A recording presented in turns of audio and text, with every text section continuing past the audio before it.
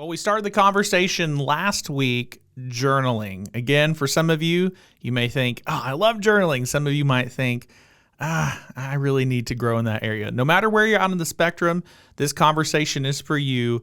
We're digging into part 2 of all things journaling.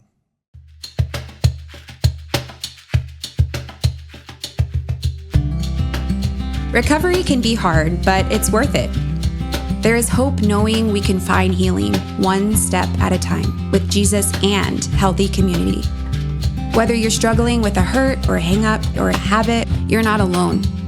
During this podcast, we share real stories, practical tools, and powerful truths that inspire you to keep moving forward.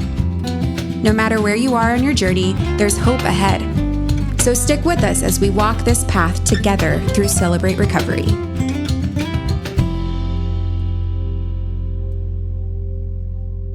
Well, I'm a grateful believer in Jesus Christ. I struggle with sexual addiction, codependency, food issues, and pride, and my name is Michael. Hey, Michael. What's up, man? So here today, thank you for tuning in. This is part 2 of our conversation on journaling. So I'm here again with Eldon. Eldon, you want to introduce yourself? Yeah, I'm a grateful believer in Jesus. I struggle with sexual addiction, perfectionism, anger, and alcohol. My name's Eldon. Hey, Eldon. Hey. It's been a good conversation for me. Me too. Yeah. So if you haven't listened to part 1, though, you should go back and listen to that. But just a quick summary, we started off by talking about a definition of journaling. It can be, again, I think maybe when we all hear journaling, it's like there's a lot of different things that come to like each of our minds. And so we talked about, is journaling, just thinking about something? Is journaling just talking? Well, it's like, no, I think it's more than that. I think journaling is this intentional organization of our thoughts and feelings, but it also needs to have this intention behind it. What's the purpose of that? And so with that, we talked a little bit about what the Bible says. And so we talked a little bit about the Bible doesn't necessarily explicitly say the word journaling, but it talks a lot about meditating. It talks a lot about slowing down. And in fact, there's an element of, I'm glad that God put it on the hearts of men and women thousands of years ago to write some things down so that we wouldn't forget about it. And so I'm not saying that the Bible is just this journal, but in some ways it's like, man, the Bible was written down intentionally. God used that to be speaking to us now. And I think that practice, the idea of writing something down to remember it and to process it, is applicable to us. So yeah, absolutely. And to be fair, the Psalms really are kind of a prayer journal, a song journal of David and others. But yeah, that's a really beautiful picture of like what could journaling look like for me, even as a believer who's in recovery, being able to share. The Psalms go through the full range of human emotion. Yeah. And so it gives me permission to come to my journal in whatever state I'm in and write whatever I need to write down and just write it down. And so, yeah, I think as we talked about the definition, like it's an organization of our thoughts, but within that, it's an intentional record keeping as well. Yeah. So it's not just like I'm thinking through and organizing it. Because a lot of times in a counseling scenario, like part of what you're doing in that counseling scenario is organizing your thoughts and feelings in a conversation, which is good and very, very helpful. Yes. But I wouldn't consider that journaling. Totally. Because I think journaling has to be an intentional record keeping. Yeah, I agree. And so I think that leads into what we wanted to talk about in this part 2, at the top part, before we take the break, was just talk a little bit about what are some practical forms? Like what can journaling look like? And what even has it looked like in our lives? And so I think there's the obvious, like you were talking about record keeping, the obvious just getting an actual pen or an actual pencil and writing it down on a piece of paper. Like I think that is kind of probably the most common form of journaling, but any others for you as you think about just this almost idea of intentional record keeping, Yeah, and to be honest, I had never considered it before this conversation. I had never considered that journaling could potentially take a different form than pen and paper. Yeah. I've always just thought of journaling as that. Yeah. And so then this sparked some thoughts for me where it's like, oh, actually, no, journaling really could take a lot of different forms. Like, I just imagine, my handwriting is not very good, so I've kind of gotten into like fountain pens so that I can like slow down and really practice my handwriting and just make it like a little bit better. But writing is hard sometimes, and so it's like, but an intentional record keeping could take multiple forms. So it could be pen and paper. But it could also be typing. I think it's totally okay for it to be typing. I agree. I think you could even do it on an app on your phone. Like there are journaling apps that you can get. There's an app for everything. Yeah, there's an app for everything. I do think that you could also do it audio. Like I've done that before. I've like gotten a voice memo. Actually, I still have some voice memos from years ago. I was going through a really hard time, and I didn't. It specifically was like the day of, and I didn't feel like writing, and so I just recorded these messages. I still have those on my phone. So yeah. I just think about how easy it is nowadays if we're carrying around a smartphone to be able to just like pull up a voice memo app or whatever app you want to use and just like start recording your thoughts. Yeah, and you could even name it like. It probably auto names it the date. It's like, and that's what I do in my journal. I put a date. And I put like it's morning time or something, but that it's like right there, and so I'm recording it on my phone and keeping a record, and it's possible that it could be video as well. Yeah, and so you could be, you see vloggers with like they're like carrying around their camera and it's like pointed at them and they're talking and.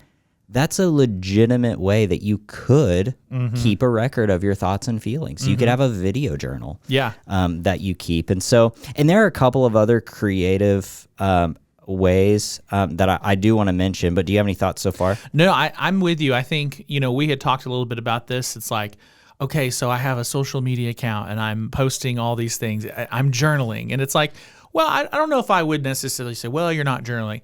I think a big part of journaling is it's not really about other people, right? It's not about like I'm trying to get affirmation or I'm trying to like, and I think you can post stuff on social media without trying to get affirmation. I'm not trying to demonize that or anything like that.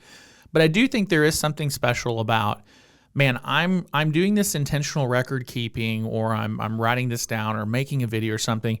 And I'm really doing it for my growth and development. I'm not trying to put it out there. This is for me. Now, it's one thing which we're going to talk actually a little bit about here in a little bit about some personal, stories, but I think it's okay. It's like, oh, I had this journal entry from a month ago and I'm sitting with a sponsee and this is going to resonate. Hey, I just want to share real quick. Here's something from my journal. Totally. But I do think there is something about, well, I'm just going to post my whole journal on. It's like, you can do that, but it's really not about that. It's about, man, how can I grow and not necessarily seek affirmation or anything like that. Yeah, because remember back to the definitions, we didn't want to keep it so simple, such a simple definition of like just an intentional record keeping. Totally. Like, okay, yeah, but I could keep a record of like, you could keep a record of pretty much anything, and it's not going to lead to it might not lead to your spiritual growth. Yeah. And journaling is, again, we're saying it in a record of your thoughts, feeling, actions, maybe prayers, for the purpose of reflecting and growing your connection with God. Yes. Yeah. Yeah. I think that's really good. Yeah. So I'm with you. It could take a lot of forms. I really hesitate to say, journaling is only writing on a piece of paper because the reality is there's a lot of, like you described very well, just there's lots of different ways to do that. Now, I would say I'm a little biased. I think that there is something different about, again, the slowing down of writing it out, and so, but maybe there's an element of like, maybe if you're trying to get into journaling, try a little bit of all the above. Oh, sure. And like, you may be a super, we have at Fellowship, we have a collective called Spectra who does art. Yep. And I think like one way, if you're a super artistic, creative person, like one way that you could keep a record of your like thoughts and feelings, and it could be through a medium like art. That's really like interesting. Visual Yeah, art. I love that idea. Now, I will say, I do think within that, and I'm not a super visual artist kind of guy, Same. so take this for These what are it is. the wrong guys to be talking about exactly. But I do think that there should be some intentionality, because a lot of times you have a piece of art and then next to it there's an explanation. Yeah. And so I would encourage you, if you're going to explore this form of journaling, to make sure to write out an explanation, at least a short one. And you're going to know what it means for you.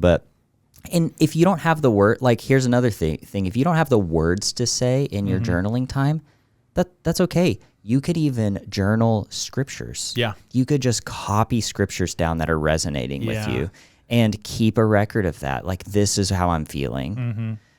So yeah. I think that's, man, is really good, and I totally agree. I think there's lots of ways to the kind of the practical. How do I keep a journal? And if you were ever thinking, and I know for me, this has been a good conversation, because again, I can get really narrow minded of like, this is this, But hopefully, if you're listening to this, you're kind of going, oh wait, like there's lots of ways that I can approach this to be intentional, to kind of archive it, to record it, with that intention, though, of reflection and growth. So we're going to take a quick break, and we're going to do a little bit of a summary of this conversation, talk a little bit about the whys, and then I think Eldon and we're going to share a little bit about, personally, what has that looked like in our lives journaling. So we'll be right back. Hey friends, when you go to a local Celebrate Recovery, you're sure to find a few common things. First, you'll find loving people, fellow strugglers who won't judge you or try to fix you. Second, you'll find people who have experienced healing from their hurts, hang-ups, and habits in CR through the power of Jesus Christ. Next, you'll find a safe place to share what's going on in your life and hear from the experience of others. Most importantly, you'll find a place where you can connect with Jesus and others and find healing from your life's issues. No one has to go through recovery alone. Every Friday night, we have our Celebrate Recovery meetings at Fellowship Fayetteville and Fellowship Rogers. At 6 p.m., we have a great meal for connection with other recovery brothers and sisters, followed by open share groups at 8. Same schedule on both campuses. Different teachers, different worship teams, but the same great experience. We'd love for you to join us this Friday night. It's never too late to start or start over again. For more information, go to fellowshipcr.org. All right, we're back with this really good conversation on journaling. We talked a little bit in our previous part here before the break about some practical forms of journaling, but wanted to kind of close this conversation with just reminding ourselves of the why. We've kind of hit on it throughout the first part and all throughout this conversation, but I actually looked up this. I found this article online, and this is interesting because this is not from necessarily a Christ-centered scientific thing, whatever. But one of the article says, or the title of it is the science behind journaling. And so here are a few things that this says. I thought this was really interesting. Improved emotional and physical health. Regular journaling enhances mood and emotional awareness and reduces stress levels. And then they give the reference to the study here. Boosted immunity. This was really interesting. Writing about traumatic experiences can improve immune function by boosting lymphocyte activity, which that sounds very important. So, but is a key component of the immune system, which is really fascinating. Lower blood pressure. Journaling helps lower blood pressure by reducing stress and promoting relaxation, supporting cardiovascular health. And then here's one that I need help with. Improved sleep quality. Writing a gratitude journal before bed can clear the mind, alleviate worries, and improve sleep by helping people fall asleep faster, experiencing fewer disruptions in the middle of the night. And so I thought this was fascinating. Even if you're not a believer in Jesus, there's some pretty interesting science even behind just what does journaling look like, and so and also with this article, I thought this was cool. In lieu of our conversation we just had a few minutes ago, but it says start with just 5 minutes a day. Write continuously. Don't edit yourself. Use the format that works best for you, written, voice, or video. Be honest. It says your journal is for your eyes only, and don't worry about grammar or spelling. So that would be hard for me. But anyway, this was an interesting reminder of man. There's a lot of benefits to this, but I also think that even within this. There's even this, I feel like, almost higher mandate for us as followers of Christ and in our recovery journey, the benefits of what journaling. So any thoughts on, I just shotgun blasted a lot there. Yeah, no, that's really good. I enjoy the physical action of writing. Mm-hmm. I think that's like, I enjoy that tangible physical action of writing. And so that's what I lean into is writing in a journal. But I have noticed that reduced stress level when I journal, because a lot can be going on at home or work or wherever. And if I just take my journal, go sit down somewhere, stop and write, it's like that. It just calms me down. Yeah. And so I've seen that be true in my life. I've also seen the improved sleep. I think that's interesting. If I am ruminating on something that happened that day, so I really struggle with conflict. And so if I've had a conflict with someone, and I will oftentimes I just keep going over and over and over in my head. The movie's just playing. Yes. Yeah. What could I have done different? What could I, and so if I just write it out, I get it out on the paper, get it out off my chest, out of my mind, and it does reduce my stress, which then allows me to sleep better. So I think that's really good. Yeah, and I'm with you, man. There's an element of this process where, if I journal, will all my problems go away? No, right? And in recovery is all about how can I, first of all, lean on God. Right? Lean on Him, spend time with Him. And then I think another part of recovery is how can I use every tool possible? Because man, those struggles in my life, it gets hard. And a lot of times I need a different tool in my tool belt to deal with different situations in my life. And I think journaling is a very powerful tool. Leaning into the connecting with God, I think journaling is a really beautiful way of almost journaling is just me connecting with myself. No, actually, God's sitting, it's like this cool visual of God sitting there with you. And that journaling piece is almost like I'm talking with Him. It's almost that I'm writing my prayers. I'm reaching out to you in this way, in this really intentional way. The other day, last week, I would say, for those of you that know me, I've stepped into this new role of being a ministry leader, and you've stepped into the worship leader, and it's been awesome. But for me, and I know you can probably relate with, it's like the drinking from a fire hose, any new job. And so for me, there's just been a lot of learning curve. Man, I'm trying to figure this out, and what do I need to do, and how do I need to do it, and I want to do it well. And I got home last week, and I had my journal in my backpack.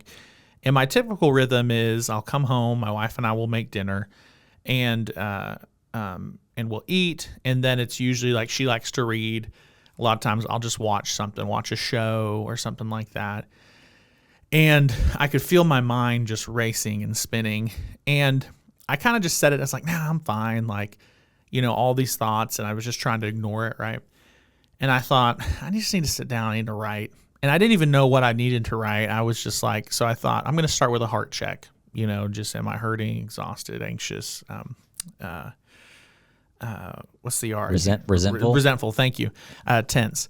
And so I start to write these out, and I end up writing like 7, now they're smaller pages, but 7 pages. I mean, it was just like, and it was almost like I just started writing and my hand just kept going. And my mind, it was just like my mind was dumping on the page, just all this different stuff that I was worried about, that I was anxious about. And it was like, I'm not tense. And it was like, I could literally feel my shoulders tight when I was writing tense. And then I could I literally relaxed. Like I stopped writing and I went, and I just felt, I was like, oh my gosh, like I am so tense right now. And it was this thing of like, if I would have just watched another TV show or sat down, it's like I probably would have gone to bed. My mind still would have been racing. It would have taken me 60 minutes to fall asleep. I wrote all that out, and I ended with a prayer. I wrote a prayer, and it was very simple. Like I should have brought it with me, but it was just like, God, please help me. Like I feel a little overwhelmed right now, and closed it. And my wife literally, it was kind of cool. I closed my journal, and she literally walked out and let me say, hey, I'm going to bed. And I was like, I could stay up, but you know what? I'm going to go to bed too. And so went to bed, fell right asleep. And so it was just a really cool, like, oh man, that's what this is about, right? It's about being able to process that out and organize that. And so what does that look like practically for you in your walk, man? Well, first, that's so good, Michael, and way to go leaning into that. Because I mean, I just, as you were describing it, I was getting like the mental image of all of these like jumbled up thoughts, literally going from your brain down through your arm and like out through your pen, and like just literally releasing it all. So way to go leaning into that.